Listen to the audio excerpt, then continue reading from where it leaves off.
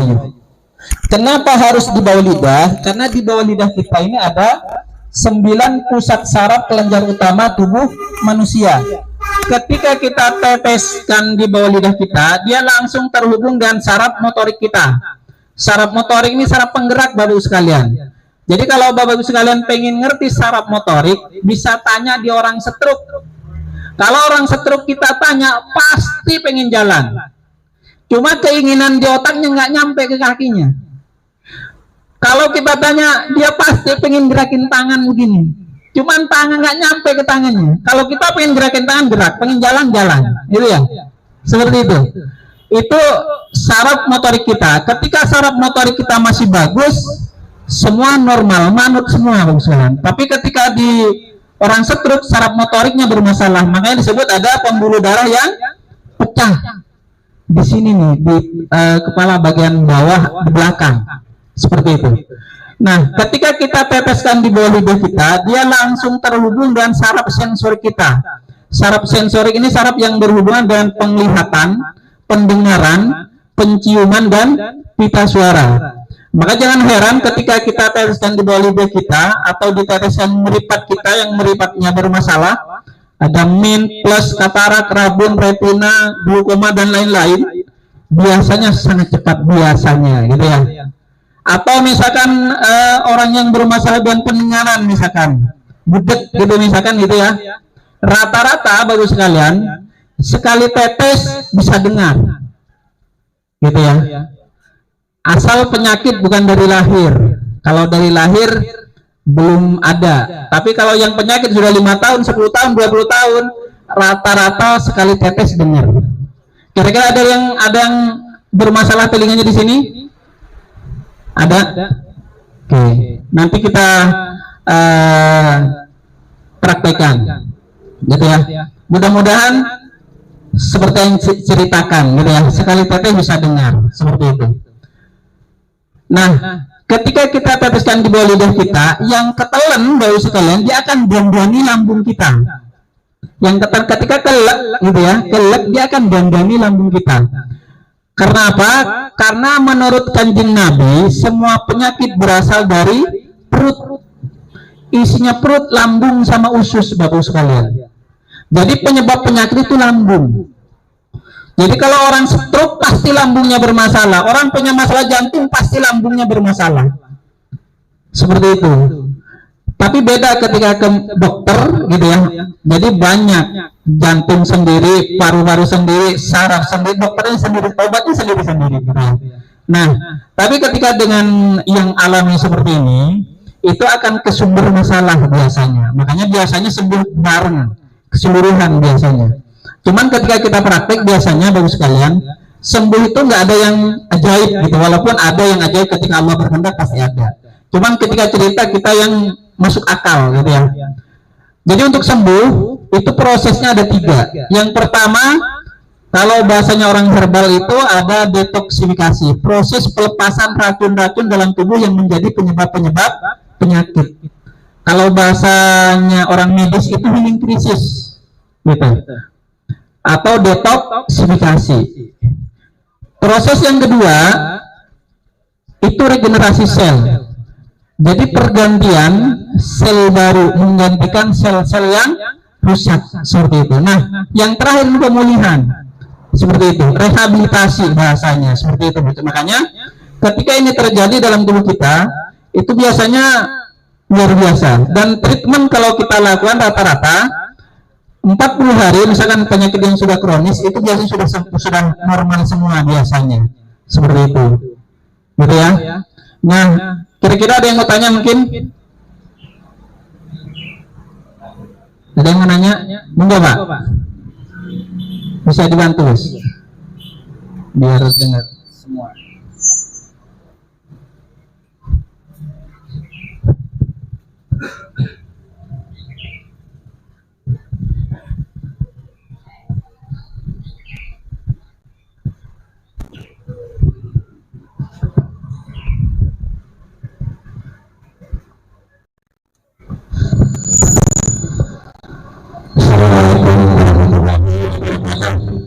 Assalamualaikum warahmatullahi wabarakatuh.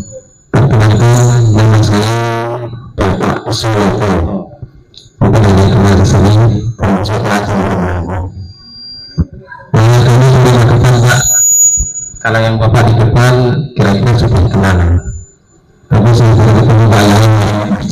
Kalau kebetulan di sebelah. Siap. Bagus. Pak, yang ingin saya tanyakan, sebetulnya saya sudah punya insinya, tapi kali ini sampai hari ini saya belum tahu cara penggunaannya. Sebetulnya saya sudah ketemu Pak Yai sudah ya, tapi saya belum sempat untuk bertanya untuk cara penggunaannya. Kebetulan saya ada pasien pertama itu yang satu itu keluhan terus, lambungnya macam-macam Pak. Nah, kemudian istrinya itu keluhannya telinganya sampai membeli alat itu 15 juta Pak. Kalau mungkin nanti ada kajian lainnya bagaimana cara menggunakan enzim, saya mohon petunjuknya. Terima kasih Pak Saleh. Dari saya, Assalamualaikum warahmatullahi wabarakatuh. Waalaikumsalam warahmatullahi wabarakatuh. Beri aplaus kepada sekalian buat Pak Sul, ini luar biasa. Baik Pak, jadi bagaimana sih caranya kalau kita biasa treatment ke orang yang sudah penyakitnya kronis, itu biasanya kita tetesin 7 sampai 5 tetes. Kita treatment biasanya 40 hari Pak ya, 40 hari 7 sampai 9 tetes per 2 jam sekali di 10 hari pertama Pak. Seperti itu. Jadi butuhnya banyak gitu biasanya gitu ya. Nah, di 10 hari berikutnya 7 sampai 9 tetes 5 kali sehari. Itu untuk regenerasi sel gitu ya. Dan 20 hari terakhir cukup 3 kali sehari 7 sampai 9 tetes seperti itu. Nah, biasanya kita sarankan karena yang menyembuhkan itu Gusti Allah, maka kita sarankan biasanya punya sendiri gitu ya. Karena doa ini, jadi kan kita ikhtiar 3 gitu ya tadi ya dengan barkun. Ya, misalkan untuk telinga misalnya gitu ya, kita barkun kepala dulu, baru di telinga, di belakangnya sini, di depannya, baru kita jewer-jewer seperti ini. Jadi daun telinga kita tarik-tarik supaya dia merespon dengan cepat gitu, supaya sarafnya aktif. Baru kita teteskan di bawah lidah dulu, baru telinganya, seperti itu gitu. Kalau yang paling lama biasanya itu 3 hari sudah normal biasa kalau untuk telinga, seperti itu biasanya. Rata-rata banyak sekali yang di tempat seperti itu. Jadi monggo bisa seperti itu Pak ya, bisa tetap di bawah lidah. Ini wajib karena dari dalam Pak, seperti itu. Dan semua ikhtiar kan kudu lahir batin kan gitu ya. Batin itu dengan doa seperti itu. Nah, doanya itu yang dikasih Pak Kiai ini adalah Ismu Adom. Dan Ismu Adom dikasih ini adalah kuncinya Ismu Adom Pak. Contoh di istighfar. Istighfar kan banyak ya. Ada Sayyidul Istighfar. Begitu juga sholawat, Bapak sekalian. Sholawat ini banyak, ribuan jenis sholawat. Makanya terkumpul dalam satu kitab. Nama kitabnya Dalailul Khairat. Tebalnya segini nih. Cuma ada kuncinya sholawat. Siapa yang baca 1 kali kuncinya sholawat, sama dengan menghatamkan 40 kali Dalailul Khairat. Seperti itu. Begitu juga Ismu Adom. Ismu Adom itu banyak. Di YouTube banyak yang cerita tentang Ismu Adom. Cuma yang dikasih Pak Kiai ini kuncinya Ismu Adom. Makanya sifatnya sir, rahasia. Kalau kata orang Banyumas itu oralitidokan, nggak boleh ngasih tahu ke siapapun seperti itu. Jadi ketika nanya tentang itu, langsung yang bersangkutan dan sama Pak Kiai seperti itu. Gitu ya. Bisa dipahami ya? Oke, mungkin 2 lagi yang mau nanya. Monggo Pak. Mic Pak, mic. Ini Pak, di depan.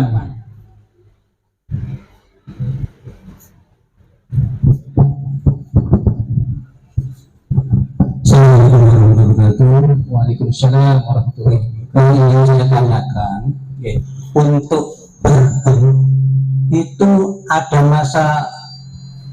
masa expirednya enggak? Apa selamanya gitu? Baik, Itu terima kasih. itu aja Pak ya. Ya. Baik, punya plus. Apakah barkun ini ada kadaluarsanya gitu? Enggak ada Pak. Jadi barkun ini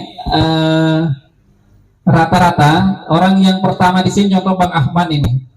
Bang Ahmad ini beliau nih yang pakai baju putih peci hitam ini dari dulu 2 tahun lebih bos ya, sampai hari ini masih utuh barangnya, nggak berkurang sedikit pun, gitu ya. Yang enggak, tetap sama aja. Yang penting kita apa namanya ya, kita makanya kayak gini.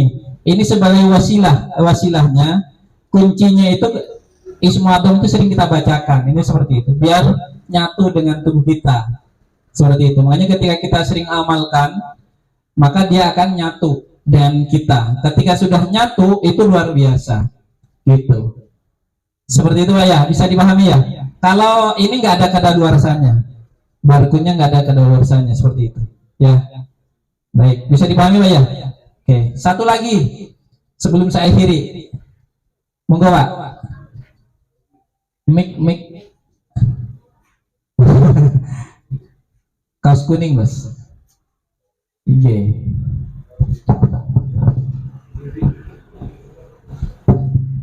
Terima kasih, langsung aja saya menjelaskan. Kalau syarat tersebut gimana cara pengobatannya, Pak? Terima kasih. Baik. Bagaimana kalau saraf kejepit gitu ya? Yang jelas ketika saraf kejepit biasanya kan sumbernya itu di tulang belakang, gitu ya. Rata-rata di tulang belakang. Tulang belakang kita ada 33 ruas. Kalau ada yang guru di sini mungkin di sekolah itu ada, ya. Ada patung tulang, itu tulang belulang kita. Itu ya ada. Bisa dihitung, itu ada 33 ruas. Tulang belakang itu pusat saraf refleks tubuh kita. Penyangga kepala kita, penyangga dua belah tangan kita, penyangga dua belah kaki kita. Makanya vitalnya luar biasa. Ketika ada yang putus sedikit, lumpuh biasanya, gitu ya. Nah, bagaimana cara barkunnya? Sederhana Pak. Cuman kalau punggung jelas nggak bisa sendiri. Cuma bisa istri yang menggunakan, gitu ya. Bisa anak, itu seperti itu Pak. Jadi kalau yang lain bisa sendiri, bisa di kepala. Pertama di kepala, karena pusat saraf tubuh manusia itu di kepala. Makanya pengendali tubuh kita itu otak kita. Cuman otak kita dikendalikan oleh hati kita, gitu ya. Seperti itu. Makanya pertama di kepala seperti ini. Nah, seperti ini. Nah, nanti ketika yang punya kita ajarin seperti itu. Makanya ketika jenengan beli ini, kita ajarin cara menggunakannya seperti itu. Dan enaknya di barcode ini kita nggak perlu ahli tentang titik-titik Pak. Beda ketika jenengan belajar refleksi misalnya gitu, jenengan harus ngerti titiknya di mana gitu ya. Apalagi akupuntur ribet lagi karena jarum ya. Ini tidak Pak, makanya cara ngerok semakin panjang semakin bagus. Karena semakin banyak titik-titik saraf atau titik-titik meridian yang kena seperti itu. Nah, luar biasanya barcode ini, ketika kita barcodekan ke tubuh kita, dia mampu menunjukkan atau organ-organ tubuh kita yang bermasalah. Jadi misalkan Bapak nggak cerita ketika kita barcode di punggung ya, yang laki-laki misalkan gitu nggak pakai baju, kalau pakai baju nggak kelihatan. Ini bisa dipakai pakai baju atau ke kulit langsung seperti ini. Cuma kalau ke kulit kudu pakai pelicin, bisa minyak kayu putih, minyak zaitun gitu ya. Tapi kalau langsung sama nggak apa-apa begini. Kalau misalkan ibu-ibu kan nggak mungkin kita copot bajunya gitu ya. Kita pakai kudung, pakai baju nggak masalah, sama aja hasilnya, gitu. Jadi bisa kecuali jangan tebel-tebel pakai jaket dua yang nggak bisa. Tahu pakai baju satu tembus, pakai levis insya Allah tembus ini, kayak gitu sama aja. Cuma ketika langsung gitu ya, dia akan kelihatan organ jenengan akan cerita ke yang nerapi. Misalkan ketika di punggung, jenengan nggak cerita ke kita bahwa jenengan punya masalah jantung misalnya, bahwa jantung jenengan sudah mulai bermasalah, kinerjanya sudah kurang bagus, akan ketahuan nggak? Gitu. Jadi ketika kita barcode seperti ini, dia tidak merah seperti kita kerokan pakai duit gitu ya. Merah semua tidak, hanya di organ-organ yang mulai bermasalah. merah, bahkan bisa kadang sampai hitam, ada kebiru-biruan seperti itu. Dia akan keluar ke permukaan. Makanya habis di bargun minum air putih yang banyak supaya apa? Toksin itu atau racun itu segera terbuang melalui urin kita atau BAB kita seperti itu. Gitu Pak ya. Bisa dipahami Pak? Oke. Oke, cukup ya, mungkin nanti lepas acara bisa sharing-sharing, nanya-nanya, mungkin apa yang mungkin belum paham bisa nanya-nanya ulang gitu ya. Baik, dari saya mungkin cukup, bagus sekalian. Nanti yang belum paham bisa nanya-nanya ulang. Ini ada yang lain mungkin yang menyampaikan. Dari saya, apabila ada kata-kata yang kurang berkenan di hati Bapak Ibu sekalian, kami mohon maaf yang sebesar-besarnya. Akhirul kata, wabillahi taufiq wal hidayah. Wassalamualaikum warahmatullahi wabarakatuh.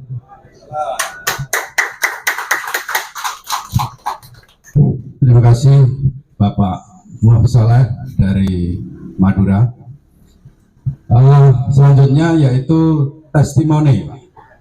Testimoni ini dari Pak Noh, Pak Sinten Pak, Pak Pamuji, Pak Haji Mujianto dari Cilacap.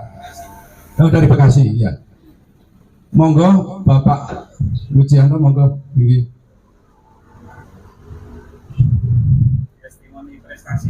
Testimoni prestasi. Monggo aplaus yang meriah untuk Bapak ini. Bapak Ibu, Assalamualaikum warahmatullahi wabarakatuh. Baik Bapak Ibu, tak kenal maka tak sayang, tak sayang maka tak cinta ya. Perkenalkan, nama saya Mujianto Bapak Ibu.